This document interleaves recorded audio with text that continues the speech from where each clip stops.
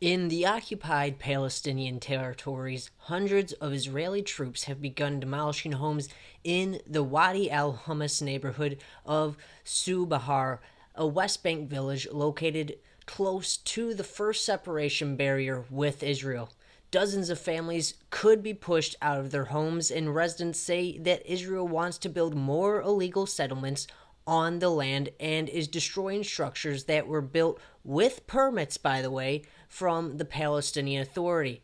Palestinians have been protesting against the planned demolitions for more than a year, and the United Nations officials called on Israeli authorities to halt the move last week after the Israeli Supreme Court even allowed the destruction to go ahead anyways. So Israel isn't held accountable at all for any of these, terrible things that they are doing to the Palestinian community. This isn't the first time a Palestinian settlement has been destroyed by Israeli forces, and it's definitely not going to be the last time, sadly to say that, until somebody starts holding them accountable for the crimes they are committing. Again, they have been building on top of places meant for, if a two-state solution ever did come forward, where Palestinian settlements would be built. So not only are they demolishing Palestinian settlements, they are building illegal settlements on top of those where only Israel citizens can live. Not Palestinians, by the way. They have segregated housing in that sense there.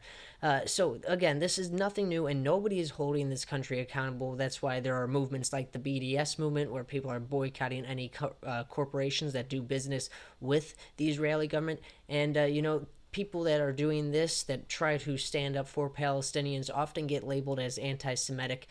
They throw that around very easily in these senses, and we need to make it very clear. We are not saying that the Jewish community is a threat. We are saying the Israeli government itself, the governance of Israel, needs to be held accountable. They are the criminals in this sense, and that's what we are trying to make sure we hold accountable, and that's what we need to make sure is a clear picture for people, because then they can't throw around that we're being anti-Semitic for saying that this government should be held accountable for the crimes that they are committing.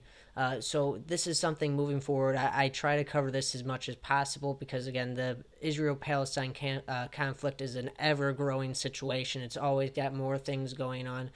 So again, we need to stand by our brothers and sisters over in Palestine that are fighting for their lives, fighting for their land, and fighting just to stay alive. In other words, we need to stand by them and make sure the government that is torturing, killing, and displacing them is held accountable for the actions.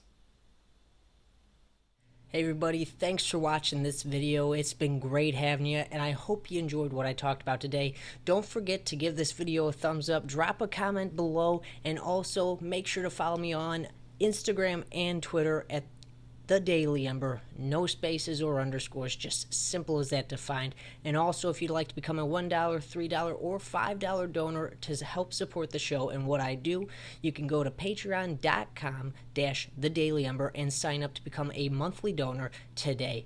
Once again, thanks for watching, and as always, this has been your Daily Ember. Cooking soul,